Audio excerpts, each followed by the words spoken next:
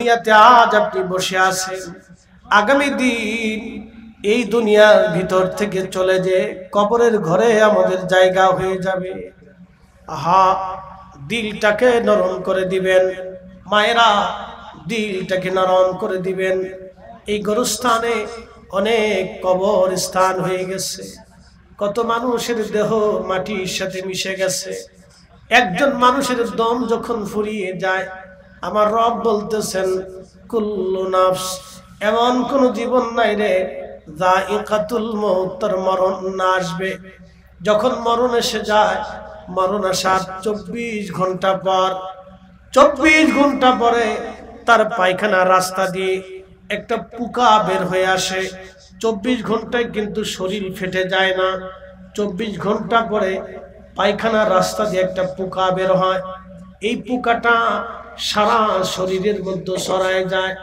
এই পোকা প্রধানমন্ত্রী চিনে না, রাষ্ট্রপতি চিনে না, প্রধান সেনাপতি চিনে না, পুলিশ প্রধান চিনে না, র্যাব প্রধান চিনে না, বিজিবি প্রধান চিনে না, নৌবাহিনী প্রধান চিনে না, বিমান বাহিনী প্রধান চিনে না। এই পোকাটা ডিবি প্রধান চিনে না, সিআইডি প্রধান চিনে না।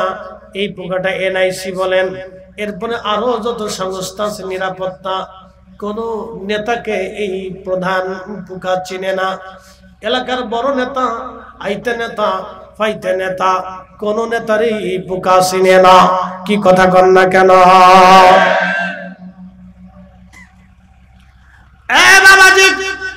এই পোকাটা যখন মানুষ মারা যায়, পায়খানার রাস্তা দিয়ে বের হয়ে আসে, আহারে সারা শরীর ভরে পোকাটা ছড়ায়া গন্ধ বের হতে থাকে, মারাত্মক বিভৎস গন্ধ। ছেলে তখন বলবে, গ্রামবাসী গো, তাড়াতাড়ি আব্বারে কবরে দিয়ে দেন, গন্ধ বের হয়ে আসছে। গ্রামের লোকজন বলবে, তাড়াতাড়ি কবরে দাও, গন্ধ ছড়ায় গেছে। বাড়ির ঘর থেকে আপনারে নামাইয়া উঠানে নিয়ে আসবে। আহা জীবন, যেই জীবনের জন্য আপনি লড়াই করেছেন, যেই ঘরের জন্য আপনি ঝগড়া করেছেন, যেই জমির জন্য 3 রাত পরিশ্রম করেছেন, আহা সেই জমিন আজ আপনার আপন হলো না, সেই ঘর আর আপনার আপন হলো না। দ্রুত গতিতে ঘর থেকে বের করে আপনাকে উঠানে নিয়ে চলে আসবে। আহা জীবন, 24 ঘন্টা যদি পার হয়, শরীর থেকে গন্ধ ছুটে আসবে। ওইভাবে গোসল করাইয়া দ্রুত গতিতে আপনাকে কবরস্থ করা হবে। 3 দিন পর আপনার পেট ফেটে যাবে। 17 দিনের মাথায় আপনার সমস্ত শরীর পচে পচে খসতে থাকবে। 2 মাসের মাথায় সমস্ত গোশতগুলি মাটির সাথে একেবারে মিশে যাবে, হাড়গুলি বের হয়ে আসবে। 1 বছরের মাথায় আপনার হাড়গুলি, অনেক হাড় মাটির সাথে মিশে যাবে, নিশ্চিহ্ন হয়ে যাবে। জীবন, জীবনের নাম জীবন। ইসলামপুরবাসী, জামালপুরবাসী, খুবই মনোযোগের সাথে শুনবে না। এই কবর আপনাকে তখন ডাকতে থাকবে। কত কঠিন, কত কঠিন। সন্তান আপনাকে বিদায় দিবে, বিবি বিদায় জানাবে, সবাই বিদায় জানাবে। স্ত্রী কান্না করবে, স্বামী বেঁচে থাকলে আমার কোনো চিন্তা ছিল না, ছেলে মেয়ে নিয়ে আমি আজ কেমনে চলবো। ছেলে কাঁদবে আর বলবে, আব্বা থাকলে আমার আর কোনো চিন্তা ছিল না, আমার পরীক্ষার টাকা কে দিবে। মেয়ে কাঁদবে, আব্বা আমার শ্বশুর বাড়ি থাকলে আব্বা আমার জন্য খাবার দাবার কাপড় চোপড় নিয়ে যাইতো, কে আমরা আর দেখতে যাবে। আজ সবাই নিজের জন্য কান্না করবে, কিন্তু আপনার জন্য কেউ কাঁদবে না। কথা কন না কেন? এই জন্য কোরআন বলতেছে, ইয়া আইয়ুহাল্লাযীনা আমানু লা তুলহিকুম আমওয়ালুকুম ওয়ালা আওলাদুকুম আন যিকরিল্লাহ।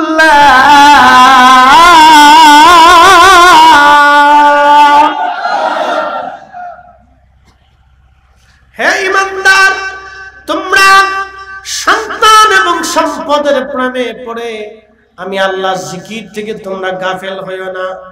সন্তানের মহব্বতে পড়ে, সম্পদের প্রেমে পড়ে নামাজ ছেড়ে দিও না, রোজা ছেড়ে দিও না, জিকির ছেড়ে দিও না, দুয়া ছেড়ে দিও না, হালাল ছেড়ে দিও না, অন্যায় কাজ করিও না, হালাল ছেড়ে দিও না, হারাম করিও না। বান্দারে দুনিয়ার মোহে পড়ে আমি সন্তান, তুমি সন্তানের প্রেমে পড়ে আর সম্পদের ভালোবাসায় পড়ে আমি আল্লাহ থেকে জুদা হইও না। যদি হও তাহলে তুমি ক্ষতিগ্রস্ত হবা, বিপদগ্রস্ত হয়ে যাবা। কোরআনে আল্লাহ বলতেছেন নামাইয়া ফাআল যালিকা ফাউলাইকা হুমুল খাসিরুন।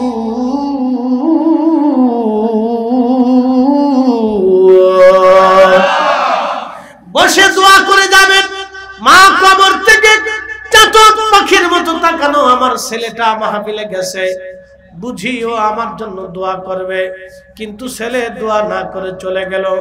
ওই মা কবর থেকে বদদোয়া করে লানত দেয়, ও সন্তান তুই নাফরমান। আর আল্লাহর নবী বলেন উম্মাত্রিক, কিয়ামতের ময়দানে যখন সন্তানকে আল্লাহ ডাক দিয়ে বলবে তুমি তোমার পিতা মাতার নাফরমান সন্তান, আল্লাহর কসম করে বলি মদিনার ইমাম আব্দুর রহমান হুজাইফি 40 বছর ধরে এই মদিনার ইমাম শাইখ আব্দুর রহমান হুজাইফি, আহা 40 বছর ধরে মদিনার মসজিদে নামাজ পড়ান। আব্দুর রহমান সুদাইসি শাইখ তিনি মক্কাতে 40 বছর ধরে প্রায় নামাজ পড়ান। আল্লাহু আকবার, 20-30 বছর হলো তিনি মক্কায় নামাজ পড়ান। আর আব্দুর রহমান হুজাইফি 40 বছর ধরে মদিনাতে নামাজ পড়ান। যদি হুজাইফি সাহেবকে কিয়ামতের ময়দানে আল্লাহ ডাক দেখায়, হুজাইফি রে তুমি তোমার পিতা মাতার অবাধ্য সন্তান, 40 বছর মদিনায় নামাজ পড়ালো, কাজ হবে না। কি কথা কর না কেন, ঠিক কিনা? তাহলে বসা যাবে? কথা কর না, বসা যাবে? দোয়া করে যাবে? কেউ উঠবেন না, লড়াচড়া করবেন না, একটা লোক উঠবেন না। যদি উঠেন তাহলে আমি অপমান করবো। আগে যার চলে যাওয়ার দরকার চলে যান, এখনই সময়, এরপরে কিন্তু উঠতে পারবেন না, বসে থাকতে হবে। আমি লম্বা ওয়াজ করবো না, একবারে সারা রাত ধরছি যে একবারে ফজর পর্যন্ত ঠেকাবো তা কিন্তু না। বসে ধীর স্থিরতার সাথে দুটি কথা শুনে একটু দোয়া করবেন, বাবা মার জন্য একটু চোখের পানি ফেলে, না হলে আপনার আখেরাত ধ্বংস হয়ে যাবে। বাপ বন্ধু, আখেরাত ধ্বংস হয়ে যাবে। বলতেছি আপনাদেরকে, আজকে একটা আলোচনা শোনাবো, আল্লাহ যেন তৌফিক দেয়, সকলে বলে দাও আমিন। প্রিয় উপস্থিতি, আমার ইসলামপুরবাসী অনেক মায়েরা আজকে আমার ওয়াজ শুনতে আসছে, বসে রয়েছে। মা, ওদেরকে বলবো ধীর স্থিরতার সাথে কথাগুলি শুনেন, জীবনের কাজে লাগবে। কারণ এখানে যারা বসছেন তারা আখিরাত কামাই করার জন্য বসে গেছে। এই মাটি, যে মাটির উপরে আজ বসে আছেন, আগামীকাল এই মাটির নিচে আমাদের সবারই ঘর হয়ে যাবে। 17 দিনের মাথায় আমাদের শরীর পচে যাবে, 2 মাসের মধ্যে হাড় গোশত থেকে আলাদা হয়ে যাবে, 1 বছরের মধ্যে মাটির সাথে মিশে যাবে, কোনো অস্তিত্ব হবে না। বহু রাজা বাদশা কবরে চলে গেছে, তাদের কবরে কুত্তা পেশাব করে, কিন্তু ঠেকানোর মতো কোনো সুযোগ নাই। কথা কোন ঠিক কিনা? যাদের ধমকে মানুষ কাঁপত, তাদের কবরে আজ কুকুর ঘোরাফেরা করে, কিন্তু তাড়ানোর কোনো শক্তি নাই। পৃথিবীতে যতদিন নেতাগিরি করবে ততদিন মানুষ আপনার পিছে পিছে ঘুরবে। মরে যাওয়ার পরে আপনার কবরের পাশে কাউরে খুঁজে পাবেন না। আপনি যাই দেখেন, এই জামালপুরে যতজন এমপি মন্ত্রী মরে গেছে, তাদের কবরের পাশে এখন আর কেউ যায় না। কি কথা কন না কেন? বহু চেয়ারম্যান মরে গেছে, তাদের কবরের পাশে আর কেউ ভুলে গেছে। যে কাজ করলে আপনার কবরে মানুষ যাবে, দোয়া করবে, সে কাজ করে যেত, সেই কাজ করতে হবে। যেই কাজ করলে আপনার কবরে মানুষ দোয়া করবে, সেই কাজ করতে হবে। ইসলামপুরবাসী, পৃথিবীতে আমরা মায়ের মাধ্যমে, বাবার মাধ্যমে এসেছি, 2 জনের মাধ্যমে আমরা দুনিয়াতে আসছি। আহা, খুব মনোযোগ দিবেন। মায়ের রেহেমের মধ্যে আমরা ছিলাম 10 মাস 10 দিন, সর্বনিম্ন সীমা 6 মাস। 6 মাসে একটা সন্তান মায়ের পেটের মধ্যে একেবারে পরিপূর্ণ হয়ে যায়। এরপরে 6 মাস পরে আসে। 6 মাস আগে যদি কোনো সন্তান জন্ম হয় তাহলে এটা অপরিপূর্ণ থাকে, সে মারা যায়। কিন্তু 6 মাস পর্যন্ত একবারে পরিপূর্ণ সীমা। 6 মাস পরে সন্তান দুনিয়াতে আসে। কেউ 7 মাসে আসে, কেউ 8 মাসে, কেউ 9 মাসে। সর্বোচ্চ সীমানা 10 মাস 10 দিন। এর ভিতরে মায়ের পেট থেকে আমরা দুনিয়ার মধ্যে আসি। এতদিন মায়ের রেহেমের ভিতরে আল্লাহ আমাদেরকে রাখেন। মায়ের নাভির সাথে আমাদের সাথে আল্লাহ অ্যাডজাস্ট করে দেন। মা খাইলে আমাদের খাওয়া হয়, মা ঘুমাইলে আমাদের ঘুম হয়ে যাইতো, মা পুষ্টিজনিত খাবার খাইলে আমাদের শরীরে পুষ্টি হতো। এজন্য এই সময় ডাক্তার বলতো আপনারা গর্ভবতী নারীদেরকে পুষ্টিকর খাবার খাওয়াবেন। আল্লাহর নবী 1450 বছর আগে বলেছেন, উম্মত তোমরা গর্ভবতী নারীদেরকে খেজুর খাওয়াবা, কারণ খেজুর আল্লাহর জান্নাতের ফল। এই খেজুর খাইলে বাচ্চা সুন্দর হয় এবং এই খেজুর খাইলে গর্ভবতী নারীরা শক্তিশালী হয়। কিন্তু আমার দেশের মহিলারা খেজুর খায় না, আমার দেশের বেটিরা খায় ফুচকা আর চটপটি। বিরাট খায়, ছাগলে যেমন খায় অমনে খায়। ফুচকা চটপটি একবারে ছাগলের মতো খাচ্ছি, খুব খায়। ছাগলে যেমন সব খায়, ও ফুচকা চটপটির দোকানে গেলে সব খেয়ে ফেলে দেয়। প্রয়োজন মতো প্লেট সাইডে খেলেও খাইতে পারে। আর আল্লাহর হাবিব বলছেন তোমরা খেজুর খাওয়া। বেটি এটি সহে যায় না, বালাটা সহে যায় না, বালাটা জীবনে চোখে দেখতে না। মানুষ ভালোর দিকে মানুষ খুব কম, ভালোর দিকে লোক খুব কম। এই মায়ের মাধ্যমে পৃথিবীতে আসছি, এই মা থেকে আমরা দুনিয়াতে আসছি। মায়ের দেহ থেকে আমার দেহ হয়েছে, মায়ের অংশ থেকে আমাদের অংশ হয়েছে, মায়ের রক্ত থেকে আমাদের রক্ত হয়েছে। এই জন্য দেখবেন সন্তান মাকে ভুলে গেল, মা সন্তানকে ভুলতে পারে না, কারণ মার দেহের অংশ হলো সন্তান। এই জন্য সন্তানকে মা ভুলতে পারে না, কিন্তু সন্তান মাকে ভুলে যায়। ভুলে না? ভুলে না? এখানে মা কবরে চলে গেছে, মা মারা গেছে, এরকম কে কে আছেন হাত উঁচা করেন তো? মা মারা গেছে, শুধু মা মারা গেছে, আব্বার কথা বলিনি, মা মারা গেছে, মা মারা গেছে, এরকম লোক হাত উঁচা করেন। আচ্ছা, হাত নামান। তো অনেক লোক, প্রায় 100 লোক হবে। এখন আমি যদি জিজ্ঞেস করি, প্রিয় ভাই আমার, মা মরে গেছে, প্রত্যেক দিন মা আপনার খোঁজ নিত, খাবার খাইছেন কিনা, কখন ঘুমাইছেন, কোথায় গেছেন। বাড়ি ফিরতে রাত হইলে মা আর ঘুমাইতো না, খালি ঘরের মধ্যে ফায়সারি করতো আর ফোন দিত, খোঁজ নিত, আমার খোকা আসে না কেন, কোন জায়গায় গেছে, কি আছে। মা খুব দুশ্চিন্তা করত। আচ্ছা, এখন প্রশ্ন করি, জবাব দিবেন।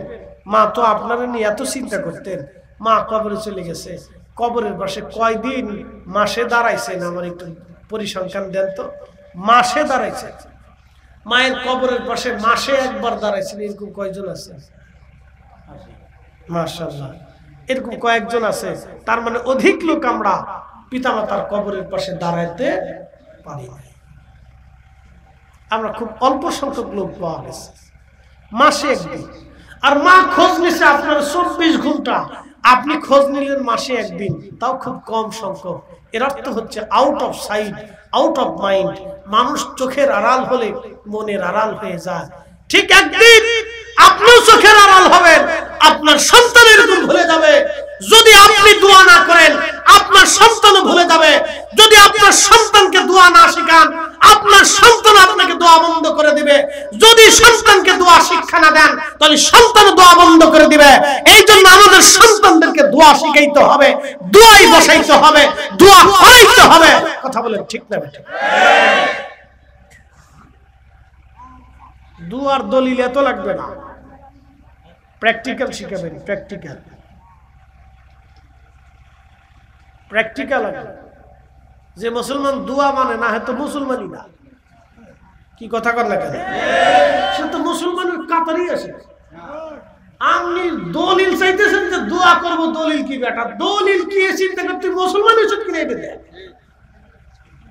নতুন করে আবার মুসলমানি দিয়ে কালমা পড়ায় মুসলমান বানাইছে। দোয়া না মানলে তো আল্লাহ কোরআন কুর রব্বি, এবং বলো রাব্বির হামহুমা কামা রাব্বায়ানি সগীরা। এর মর্মার্থ অর্থ বলবো না, মর্মার্থ বুঝিয়ে দিচ্ছে আজকে আল্লাহ কি বুঝাইতে চাইছে। আপনি সারা জীবন শুধু শুনছেন যে রাব্বির হামহুমা কামা রাব্বায়ানি সগীরা, কিন্তু আজকে আল্লাহ কি বুঝাইতে চাইছেন আমি বুঝাই দিচ্ছি। রব আরবি শব্দ, এর অর্থ হচ্ছে লালন পালন করনেওয়ালাকে রব বলে। আল্লাহ নিজে রব, পিতা মাতাকেও আল্লাহ রব বলেছেন। রাব্বির হামহুমা কামা রাব্বায়ানি সগীরা। ইসলাম প্রবাসী আল্লাহ শিখিয়ে দিচ্ছে বান্দারে তুমি সেইভাবে দোয়া করো যেইভাবে তোমার পিতা মাতা, তুমি এইভাবে বলো হে রব্বুল আলামিন, আপনি আমার আব্বা আম্মাকে সেইভাবে কবরে জান্নাতে লালন পালন করেন যেইভাবে আমার বাবা মা ছোট্টকালে রব্বায়ানি সগীরা, ছোট্টকালে আমার মা দুলি দুলি আমার ঘুম পাড়াইতো, আমার মা আমারে দুলি দুলি ঘুম পাড়াইতো, আমার মা আমারে দুধ পান করি ঘুম পাড়াইতো, আমি সন্তান পেশাব পায়খানা করে দিয়েছি, আমার মা সাথে সাথে আমাকে পরিষ্কার করে বুকের মধ্যে জড়িয়ে ধরে চুমা লাগাইতো। আমি অসুস্থ হয়েছি, বাবা পেরেশান হয়ে গেছে, কেমনে ডাক্তার দেখাবে, টাকা যদি না থাকতো বাবা পাগল পাড়া রক্ত বিক্রি করে হলেও বাবা সন্তানের ওষুধ কিনে দেওয়ার জন্য পাগল হয়ে থাকতো। কি কথা কন না কেন? আল্লাহ বলতেছেন বান্দারে তুমি সেইভাবে দোয়া করো, ছোট্টকালে তোমারে বাবা মা যেইভাবে আদর দিয়ে ভালোবাসা দিয়ে সোহাগ দিয়ে তোমাকে বুকের মধ্যে করে কোলের মধ্যে করে বড় পরম যত্নে তুমি যাতে কোনো রকম ব্যথা না পাও, কষ্ট না পাও, এইরকম ভালোবাসা দিয়ে তোমারে ছোট্টকালে লালন পালন করতো। তুমি ওইভাবে বলো রব আমার আব্বা আম্মারে ওইভাবেই আপনি জান্নাতে লালন পালন করেন। একবার জোরে বলা যাবে কি আল্লাহু আকবার? না না, চিৎকার করে বলেন আল্লাহু আকবার। তাহলে বলেন দোয়া চলবে কি চলবে না? লাগবে কি লাগবে না? যারা দোয়া মানে না কপাল পুরা। কথা কোন ঠিক কিনা? কোরআন শিখিয়েছে, আমি শিখিনি। খুব মনোযোগ দিয়েন। দোয়া যদি না করেন পরিণতি কি হবে? একটা ঘটনা শোনাই না, কষ্ট হবে আপনাদের? আর আমার কি 20 মিনিট সময় দেওয়া যাবে ইনশাআল্লাহ? 20 মিনিট দেওয়া যাবে তো? তাহলে একসাথে বলেন না আল্লাহু আকবার। যদি 20 মিনিট দেন একটা ঘটনা শোনাই। এবছর হজে গিয়েছিলাম। হজ তো অনেক কষ্টের একটা ইবাদত, হজ অনেক কষ্টের একটা ইবাদত, হজ অনেক কঠিন একটা ইবাদত। প্রচন্ড গরম, সৌদি আরবে 45 ডিগ্রি সেলসিয়াস তাপমাত্রা। আপনি হাঁটলে মানে মক্কা দিয়ে আরব দিয়ে যদি আপনি হাঁটেন গরমের দিনে, প্রচন্ড লু হাওয়া নাকের ভিতর দিয়ে ঢুকবে, শ্বাসের সাথে ঢুকবে, আপনার কলিজা শুকিয়ে আসবে, জিহ্বা শুকিয়ে আসবে। প্রচন্ড গরমে ঘন ঘন ঘন ঘন পানি খেতে হবে। এই জন্য সৌদি আরবের তেলের চাইতে পানির দাম একেবারে কম না। তেল এবং পানি মোটামুটি একবারে লেভেল পরিমাণে, সামান্য একটু কম বেশি। হাজী আরাফাত থেকে রওনা দিয়ে মুজদালিফা হয়ে মিনা হয়ে জমারাত হয়ে হেরেম এসে তাওয়াফ করে, ফরজ তাওয়াফ করে, সাই করে একেবারে হোটেল পর্যন্ত আসতে আপনি প্রায় 30 কিলোমিটার হবে আপনার পায়ে হেঁটে। একসাথে বলবেন না আল্লাহু আকবার। এই জন্য যৌবন থাকতে হজ করা লাগে। আমাদের দেশের হাজিরা চিন্তা করে আরেকটু বয়স হোক, আরেকটু বয়স হোক, আরেকটু বয়স হোক, শেষে বুঝে গেলে হজ করবার যায় খালি এরপরে কয় হুইল চেয়ার দেন, এরপরে কয় বাস দেন। আরাফা থেকে মুজদালিফা হাইটে আসে না বাসে বসে আসে। এরপরে কোন রকম ঠেলা গুতাগুতি করতে করতে জমারাতে আসে, বিরাট কষ্ট। এরপরে হুইল চেয়ারে ঘুরে ঘুরে তারে হজ করার লাগে, কত জ্বালার জ্বালা। কিন্তু হজ কখন ফরজ হয় আজকে বলে দিয়ে যায়। কাবা শরীফে যাবেন এবং আসবেন, যেই পরিমাণে খরচা ওই পরিমাণে খরচা। কাবাতে থাকবেন 40 দিন, যেই পরিমাণে খরচা ওই পরিমাণে খরচা। কাবাতে যাবেন আসবেন এবং থাকা খাওয়া দিয়ে আপনার একটা প্যাকেজ আছে সরকারি হিসাব অনুযায়ী 6 লক্ষ অথবা 5.5 লক্ষ বা 5 লক্ষ যাই বলেন। এই 6 লক্ষ টাকার প্যাকেজ অনুযায়ী যদি আপনার হয় এবং ওই 40 দিন পর্যন্ত দিনাদায়ক মুক্ত, ঋণ মুক্ত, আপনার সন্তানাদি স্ত্রী পুত্র পরিজন ভরণ পোষণ যদি হয়, তাহলে আপনার জন্য হজ ফরজ। এবার বুড়ে গেলে হজ করে আসেন কে যান? আমাদের দেশে বহু মানুষের হজ ফরজ নিজেই জানে না, বহু লোকের হজ ফরজ নিজেই জানে না।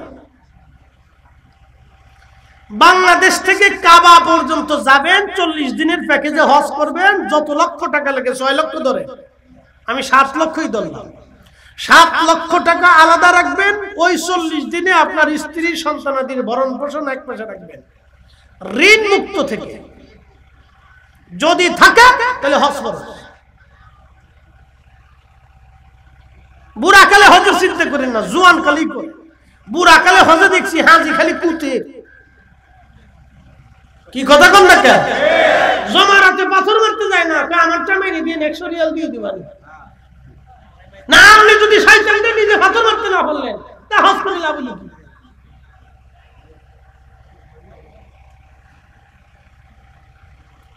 খুব মনোযোগ দিবেন। বিশ্ববিখ্যাত ইমাম আল্লামা ইমাম আল ফারাজ ইবনুল জৌজি রাহমাতুল্লাহ আলাইহি একটা কিতাব লিখেছেন উলুল হিকায়াত। 900 বছর আগের এই কিতাব একটা ঘটনা লেখেন। আল্লাহর একজন মহান ওলি, তার নাম হযরতে মালিক ইবনে দিনার আল ইরাকি আল বসরি। তিনি হজ করার জন্য মক্কায় গেলেন, হজ শেষ করলেন। শেষ করার পরে হজের যাবতীয় অনুষ্ঠান আদি শেষ হলো। শেষ হয়ে যাওয়ার পরে তিনি আল্লাহর দরবারে কাবায় বসে দোয়া করলেন, ইয়া রাব্বি, আপনি দয়া করে আমাকে দেখায় দেন কার হজ হলো কারটা হলো না, আপনি দয়া করে বলে দেন।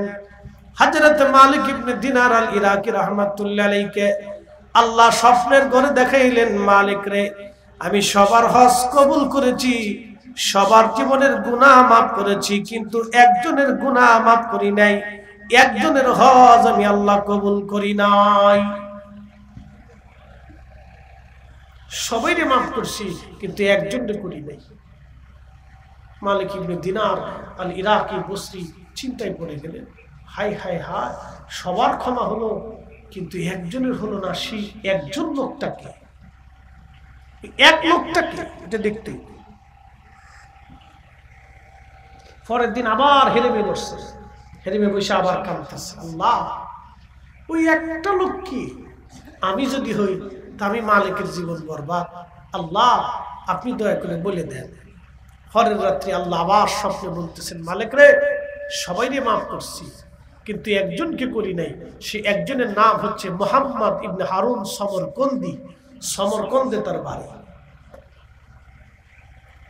সমরকন্দ কোথায় আমি বলে দিই, বাংলাদেশ, ভারত, পাকিস্তান, আফগানিস্তান, তারপরের দেশের নাম উজবেকিস্তান। এই উজবেকিস্তানেই হচ্ছে বুখারা থেকে 3 মাইল দূরে সমরকন্দ। বাংলাদেশ, ভারত, পাকিস্তান, আফগানিস্তান, এরপর উজবেকিস্তান। এই উজবেকিস্তানের ভিতরে পড়ছে সমরকন্দ। তো তার নাম মুহাম্মদ ইবনে হারুন সমরকন্দি। তো মালিক ইবনে দিনার স্বপ্ন দেখার পরে সকালবেলা ঘুম থেকে উঠলেন, তাহাজ্জুদের সময় উঠলেন, উঠে তাহাজ্জুদ পড়লেন, হেরেমে নামাজ পড়লেন। নামাজ শেষ করে ফজরের নামাজ কমপ্লিট করে তাসবিহ তাহলিল করে মালিক ইবনে দিনার রাহমাতুল্লাহ আলাইহি আহলুল মক্কা যারা ছিলেন, মক্কার বাসিন্দা, তাদেরকে বলেন, হে মক্কাবাসী, তোমরা কি মুহাম্মদ ইবনে হারুন সমরকন্দি নামক কাউকে চেনো? মক্কাবাসীকে, হ্যাঁ আমরা তার চিনি। সেই লোকটা কোথায়? বলে সেই লোকটা অনেক বড় বুজুর্গ, আজকে 40 বছর ধরে হেরেমে মাকামে ইব্রাহিমে সারা রাত আল্লাহর ইবাদত করে। একসাথে বলবেন আল্লাহু আকবার। এ বাবাজি কত বছর? জোরে কোন, জোরে জোরে জোরে। কোন জায়গায় ইবাদত করে? মাকামে ইব্রাহিমে, যেখানে নামাজ পড়লে গুনাহ মাফ হয়ে যায়, যেখানে দোয়া করলে কবুল হয়ে যায়, সেইখানে 40 বছর ধরে সারা রাত ইবাদত করে, কিন্তু আল্লাহ তারে মাফ করে না।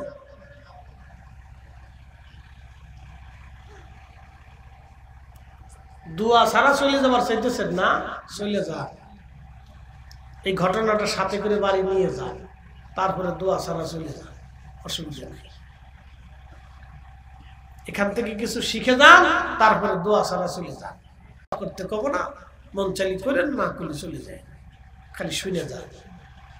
চল পানিপতের রাজা ডাক দিয়ে বলতেছে, তাহলে সন্ন্যাসীরা বলা ওই অদৃশ্য শক্তি তার থেকে কিভাবে কেড়ে নেওয়া যায়? সন্ন্যাসীরা ডাক দিয়ে বলল, বাদশাহ নামদার, মুসলমান হারাম খায় না, যদি একবার হারাম খাওয়াইতে পারেন তাহলে ওই শক্তি তার ভিতর থেকে চলে যাবে। মুসলমান কি খায় না? হারাম খায় না। না না, একসাথে বলেন, মুসলমান কি খায় না? আরো জোরে বলেন, মুসলমান কি খায় না? বাবাজি, সারা 2-3 গ্রাম মিলে আগে একটা মসজিদ ছিল, এখন তো পাড়ায় পাড়ায় কোনায় কোনায় মসজিদ, ঠিক কিনা? আগে 2-3 গ্রাম ধরে বা বড় একটা গ্রামের একটা মসজিদ ছিল, সবাই ওই মসজিদে নামাজ পড়তে আসতো। মসজিদের ইমাম সাহেবকে বলা হতো মুন্সি সাহেব। কি বলা হতো? উত্তর দিয়েন, কথা কইেন, কথা কইলে ভালো লাগে, নইলে ভালো লাগে না, তো মনোযোগ দিন। মুন্সি সাহেব, মুন্সি সাহেব এলাকার মুন্সি সাহেব ছিলেন, তিনি একজন ইমাম। আহা, মুন্সি সাহেব পানির মধ্যে সূরা ফাতিহা করে ফু দিছে, ওই পানি আর পানি থাকে নাই, যে নিয়ত করে ফু দিয়েছে ওই নিয়তের গুণে সূরা ফাতিহার বরকতে পানি আল্লাহ ঔষধ বানিয়ে দিয়েছে। কথা কোন ঠিক কিনা? বলে কারণ কি? মুন্সি সাহেবের জীবনে একটা আমল ছিল, আপনারা জানবেন, কোন বাড়ির মহিলা যদি বেপরদা চলতো, মুন্সি ওই বাড়ি খাবার খাইতো না। কি কথা কর? মুন্সির নজল ঠিক ছিল। নজল, নজল চিনছেন নি আপনারা? যেটা তেল ফাঁস। এখন আমাদেরও নজল আছে, নজল গেছে মইরা। কি কথা কর না কেন? নজল কি হয়েছে? নজল গেছে মইরা। নজল মইরা যাওয়ার কারণে আমাদের এই কাল নষ্ট হয়ে গেছে, মুর্দা হয়ে গেছে, যার কারণে সুন্দর করে যদি আমরা পড়ি আলহামদুলিল্লাহি রাব্বিল আলামিন আর রহমানির রহিম মালিক ইয়াউমিদ্দিন,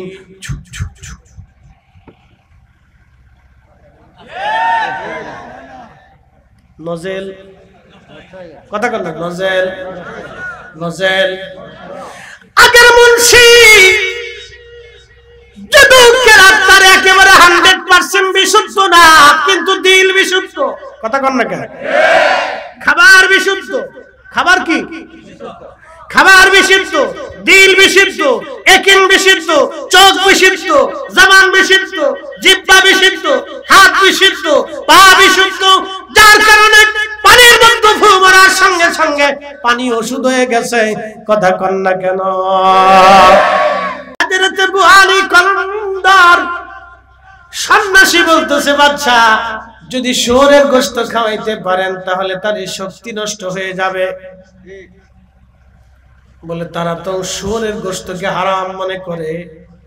বাদশা শুয়োর এনে সুন্দর করে জবাই করে ফ্রাই করে কালাবোনা বানাইয়া খুব জাঁকজমক করে রান্না বান্না করে লোক লস্কর দিয়ে বুখারী কলন্দর রাহমাতুল্লাহের বরগায় পাঠাই দিয়েছে।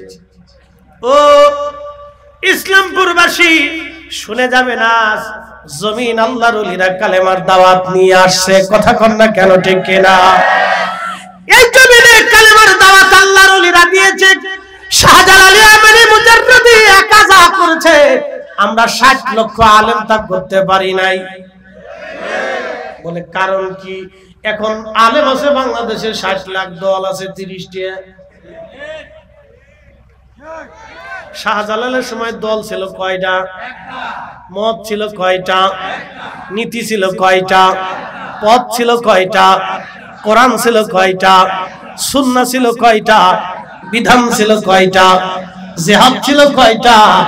এখন আমরা দল হইছে 30টা, আলেম হইছে 60 লাখ।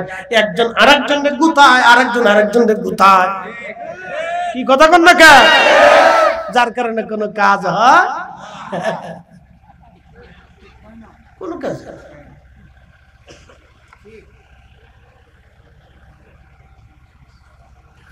হাজিরিন খুব মনোযোগ দিয়ে শুনবেন। হযরত আবু আলী কলমদার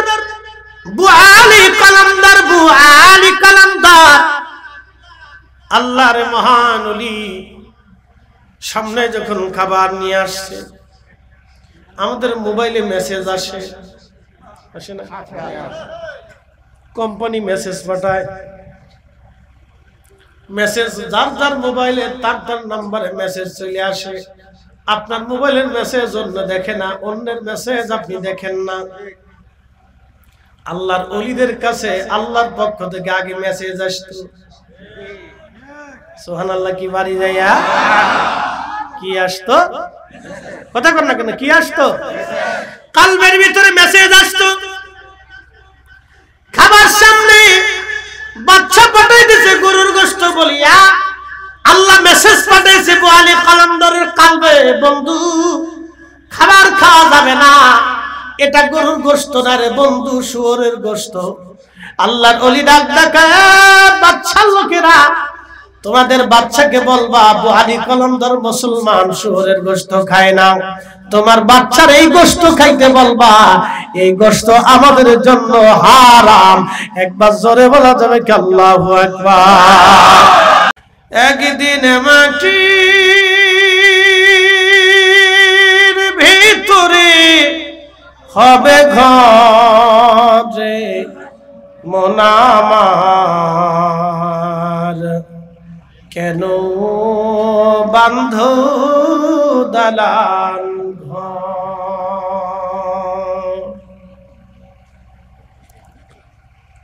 কোরআন শরীফে রব্বুল আলামিন আমাদেরকে জানাইলেন, কুল হুজুর আপনি বলে দেন, ইন্নাল মাউতাল্লাযী তাফিররুনা মিনহু ফাইন্নাহু মুলাকীকুম। একবার জোরে বলা যাবে কি আল্লাহু আকবার। প্রশ্ন করি, মোনাজাত পর্যন্ত থাকবেন ইনশাআল্লাহ? একটু হাত উঁচা করে দেখান তো। তাকবীর, নারায়ে রিসালাত, ইয়া রাসূলুল্লাহ, আহলে সুন্নাত ওয়াল জামাত জিন্দাবাদ, জিন্দাবাদ, আল্লামা মুফতি জহিরুল ইসলাম ফরিদী সাহেব জিন্দাবাদ, জিন্দাবাদ। হাত আজকে আপনাদেরকে উঠাইতাম না, আমি গোরস্তানের মাহফিল ছাড়া কারো হাত উঠাই না। গোরস্তানের মাহফিল ছাড়া আমি জোর করে হাত উঠাই না, মানে কাউকে ওয়াদা করাই না। গোরস্থানের মাহফিলগুলিতে ওয়াদা করাই। কেন করাই? আমাদের পূর্বপুরুষের উপকারের জন্য করাইছি। কারো দাদা, কারো নানা, কারো মা, কারো বাবা কবরে চলে গেছে।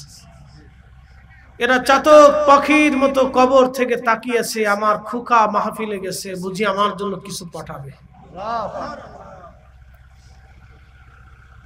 রব্বি জাল্লাল্লাহু মাফি আহা নূর মুহাম্মদ, বলি নূর মুহাম্মদ,